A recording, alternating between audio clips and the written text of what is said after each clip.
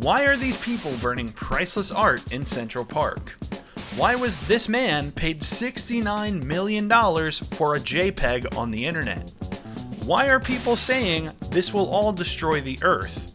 And most importantly, how is Logan Paul profiting off of it? I'm talking about NFTs, and they are really pissing me off because what's going on with them is at best a sinister money grab, and at worst a dark conspiratorial plot that will lead to the ultimate destruction of the Earth. So in this video, I'm going to explain what NFTs are very briefly, and then I'm going to make you feel the exact same way I do by telling you what people are spending millions of dollars on and how they're doing it. Their reasoning is hard to wrap your mind around, and I'm still working on it myself. It gets dark, and you're not going to believe what they're paying for. If you clicked on this video, you might have some idea of what an NFT is, or maybe you don't. Or maybe you walked in on your little brother bidding on Logan Paul's NFTs with your mom's credit card, and now your parents are getting a divorce. I've made a severe and continuous lapse in my judgment.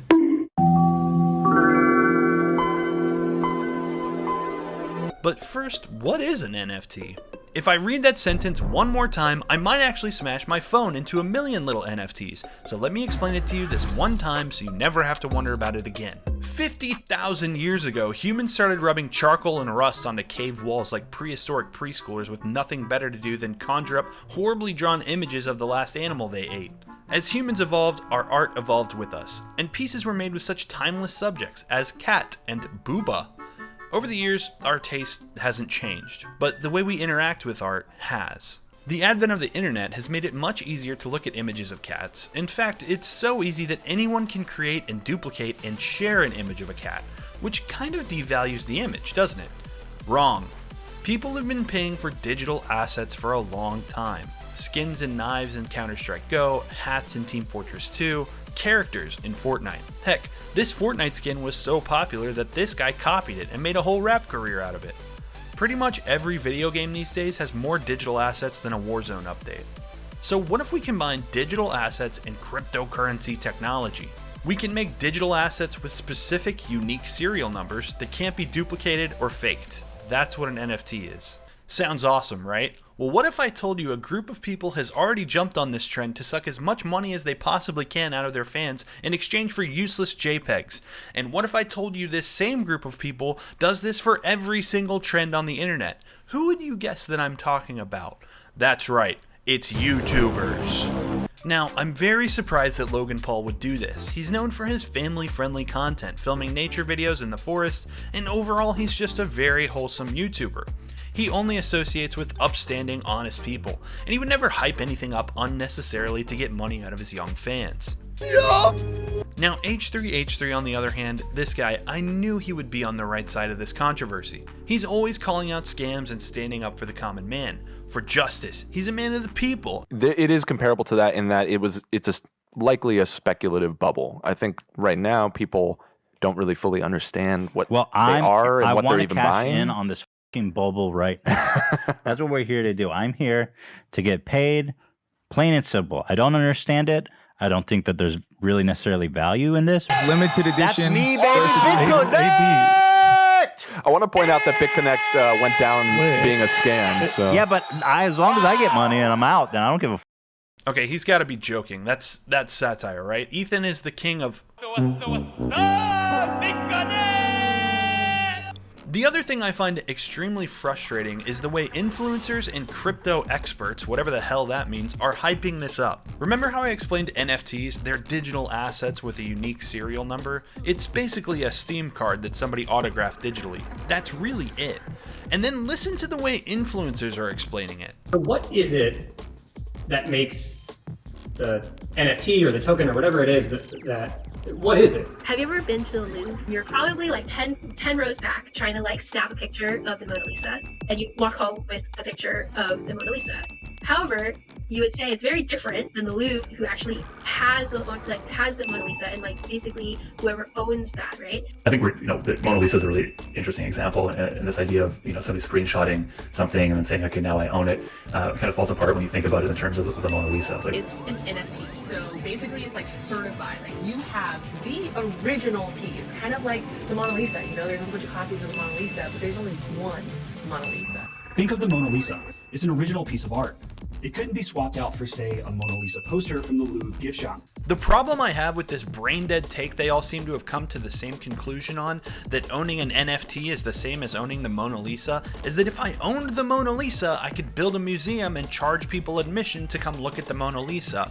Whereas if I pay $6,000 for a JPEG of degen waifu, nobody is going to pay me money later to look at that because they can just find it on Google Images, you filthy degenerates. But YouTubers aren't the only people benefiting from this. The recent explosion in NFT popularity has been spearheaded by digital art.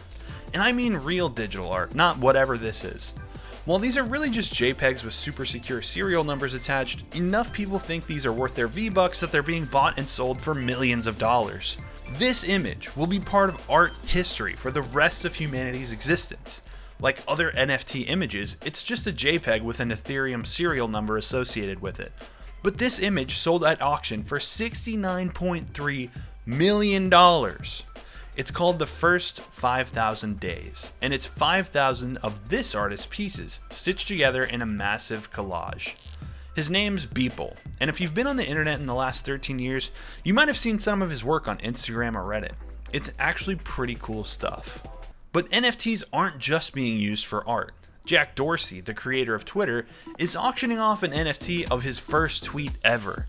The current bid is $2.5 million, and now NFTs are being sold by everyone from brands to YouTubers and influencers, and even rock bands. Sounds cool. So if I buy this tweet from the billionaire tech CEO who needs a haircut, can I post ads for those hideous club lights underneath the tweet and make some of my money back? If I buy the clip of LeBron's dunk from the NBA or pay a ton of money for an album that's already on Spotify, can I license those out for royalties and create future revenue streams for myself the same way big media companies do? No, silly, you're poor. You're not allowed to make money like that. When you buy one of these NFTs, you're not buying the rights to the actual media so you can make money off of it. You're buying the rights to the NFT of the media, which has basically no rights. Cool, right?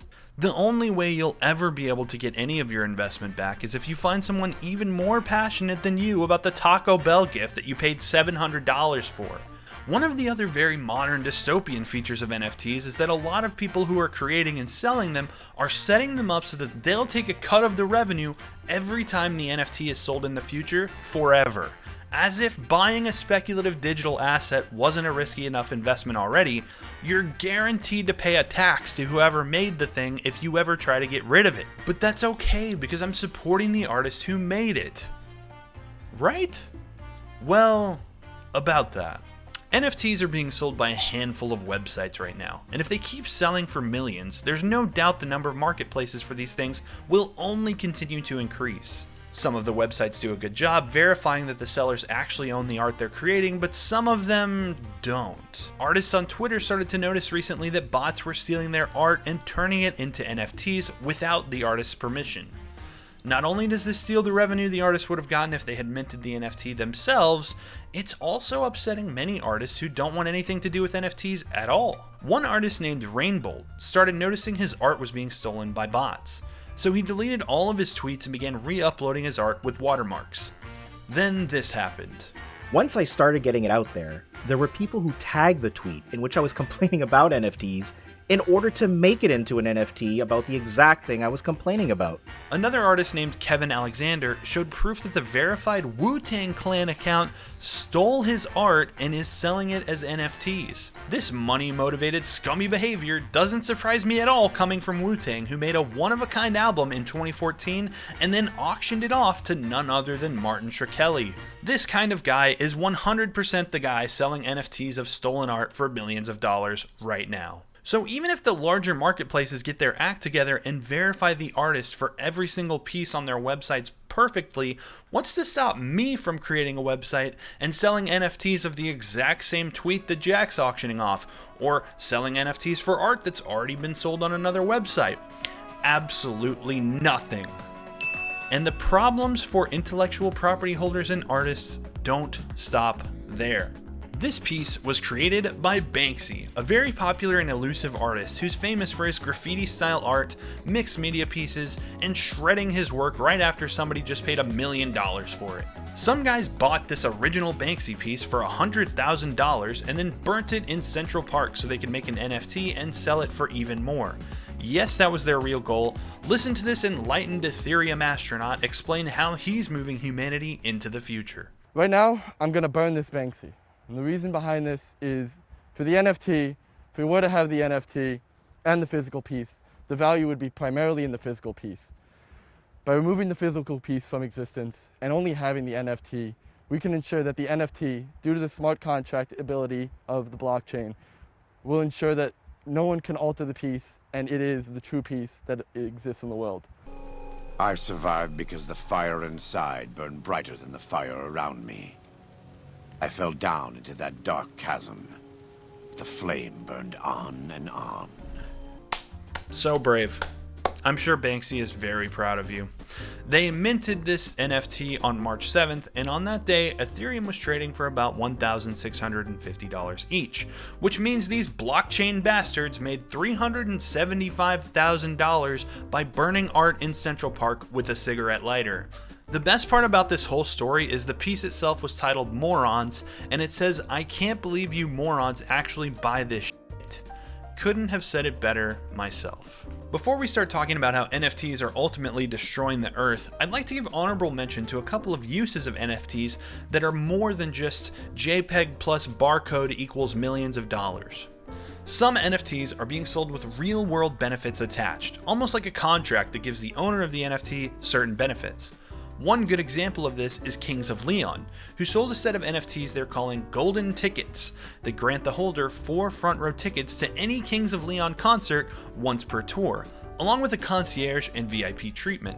Sounds like a great deal if you're a huge fan of mediocre radio rock and have $100,000 and nothing better to spend it on. I still think this is stupid because if the NFT is my lifetime ticket to get into the show, what happens if I sell it? How does the band know who owns the NFT and how to contact them? What's the point of using the blockchain's completely secure and anonymous technology if the band needs to tie all my personal contact info to it so I can get the benefit? Another example is how NFTs are being used in the Sandbox game. Players are buying and selling in-game assets that they've made, but the real money is in buying and selling land in this game. Players are buying plots of land where they can create and monetize minigames, or lease the land to someone else so that they can use it. Despite NFT's recent spike in popularity, the chart for land in this game shows that sales have been going on since December of 2019. At current Ethereum prices, this means that over $20 million has changed hands for land in this game. That is a lot of money just to recreate the feudal system in a video game. Aside from the regular con men, hucksters, bots, art thieves, opportunistic billionaires, and massive corporations trying to capitalize on this trend, there's another massive problem that people are starting to talk about. NFTs might destroy the earth. One journalist described it this way. Adding data to the blockchain, a process of running software that people call mining, requires a large amount of computing power. In short, it involves a network of computers running millions and millions of cryptographic checksums until one strikes the right combination of numbers to mint a transaction. Another artist, Ben Jordan, tweeted, "If you bought an NFT of one of my songs, the energy used for minting, bidding, sale, and transfer would likely be 10 to 15 times greater than the energy required to power my entire studio to create the song. What a stupid fad this is." And that's basically where I'm at with NFTs too. But don't get me wrong, I don't think it's 100% bad. I'm really happy for Beeple because he seems like a really cool artist who deserved his massive payday. Even if these things stop working and lose all their value and people forget about them, I'll still remember the people who use this as a cheap cash grab. But I'll make a bet with you. If I'm wrong and NFTs are still really popular a year from now, I'll mint an NFT of my ass. I'm dead serious. And now you know the dark side of NFTs. Thanks for watching. Stay weird, Internet. See you next time. That's gonna be a mistake. If you enjoyed this video, you'll probably also like my video about Carlos Matos and BitConnect. Whatever did happen to them? Check it out there and let me know in the comments that you want more content just like this. See you next time.